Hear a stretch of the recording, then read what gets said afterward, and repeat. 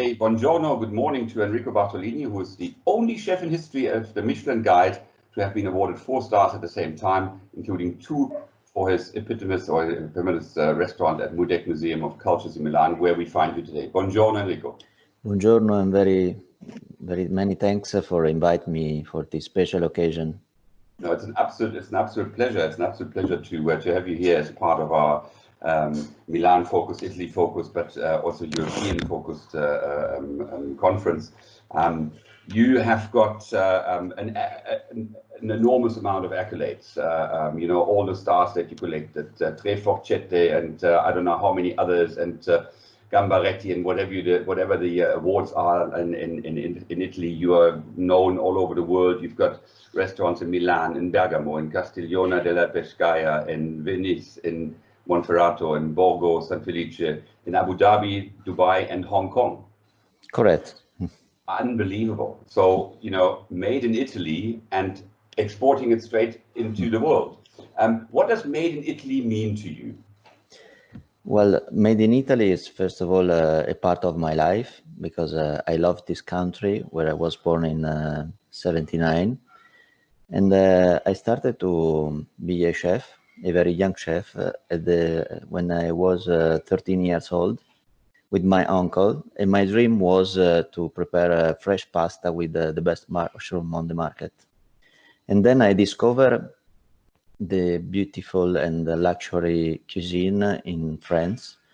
But my love for Italy teach to me to come back home and stay in this beautiful country, because the quality of people sometimes is also strange, but I love this kind of discipline, heart, and all the richness we have in each region, especially the biodiversity.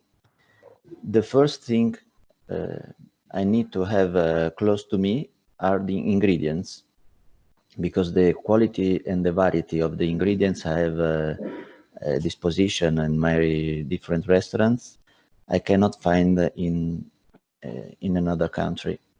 When I visit United States, Asia, Africa, I'm very happy to discover different culture, new ingredients, but the quantity of resources I have in this country is incredible, and I cannot work without. And then, sorry, carry on. Please. No, you carry on, please. Stop you there, sorry. And made in Italy is a very big word, and everybody use this word for describe something artisanal or Mediterranean. My opinion is I want to be a part of Italian lifestyle who include made in Italy. Well, I mean, everybody who is not Italian, of course, the Italians with pride, but everybody who's not Italian, I'm German, I live in South Africa, but Italy has got something special for most people. There is something about it, and your food, of course, as well. I want to come back to the ingredients. Do you use ingredients or any ingredients from other countries, from other regions, or do you use exclusively Italian? Of course, I'm first of all very curious to discover and open to have a relation in every part of the world. I love to have relations with people and ingredients too. But I'm also an Italian chef. For this reason, first of all, I need to protect my culture. And I'm also an ambassador of my country. And I think it's correct to looking for around us, first of all, the best ingredients we have. And then with the creativity we have, we can also involve some research from everywhere.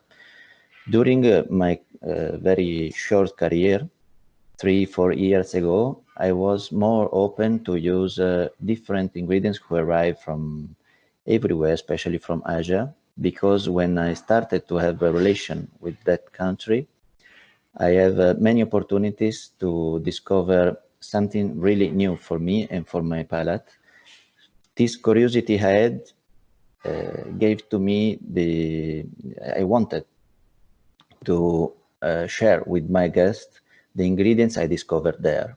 But up now, we are more focused on our different terroir, because if we have many guests who arrive from foreign country, and I think they want to discover our personality, our identity, and that identity will be well done if we're looking for the ingredients around us.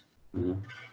I love that. I think everything to do with the region, everything to do with what's around us, I think is so important. We talk about sustainability in restaurants and hotels in the world, and I think that speaks to that kind of sustainability.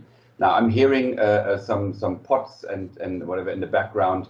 So the restaurant is open, and Giorgio, who I forgot to introduce, Giorgio Bianchi, of course, is he coming for lunch today? Are you preparing lunch for Giorgio? Because he's also sitting. He did not reserve, but I can find a table for him. There we go. Make a plan. But that leads me to the next question. All these restaurants that I mentioned, obviously, in this horrible times of COVID-19, Corona, whatever you want to call it, the crisis that we're dealing with, are they open right now? Have they been open? What was the situation, or what is the situation right now? Mm-hmm. We follow, first of all, the lockdown from the 8th March until the 2nd of June. And we opened in Bergamo the 1st June and the 2nd in Milano. And we will open next week in Castiglione della Pescaia in Tuscany, the 12th June. Next will be in Venice, the 18th June. And the 1st August will be the open in Sant'Uffizio in Monferrato. Mm-hmm. We decide to wait to open because the market is growing very, very slowly. But we are confident that people in this moment love to come back to have a great experience in the restaurants. In this moment, we are not focused on the economics because we need to preserve the quality we had until the 7th March, and for be reassured as first of the before the guest, we need to be sure that the quality we did before it's every time inside us. Right. Yeah, I think that's one of the biggest challenges as we talk about restart. Restart is the theme of our conference, to make sure that when restaurants and hotels open, to have the ingredients, to have the people, and all that there. Are you traveling to those places yourself? Are you going to be there when they're open? Until now, I did not move from Milano. I went only in Bergamo for the open, and I will visit the restaurant when they will open. But yes, of course, I need to check what we will do. And the planning, the operation and training the staff is the first detail we need for do a great job. For this reason, I will be there, hope at the right moment. Now I'm sure that everybody is just sitting there waiting for you to open and you know, to enjoy your hospitality and your culinary skills. Restart also means looking into the future, looking ahead.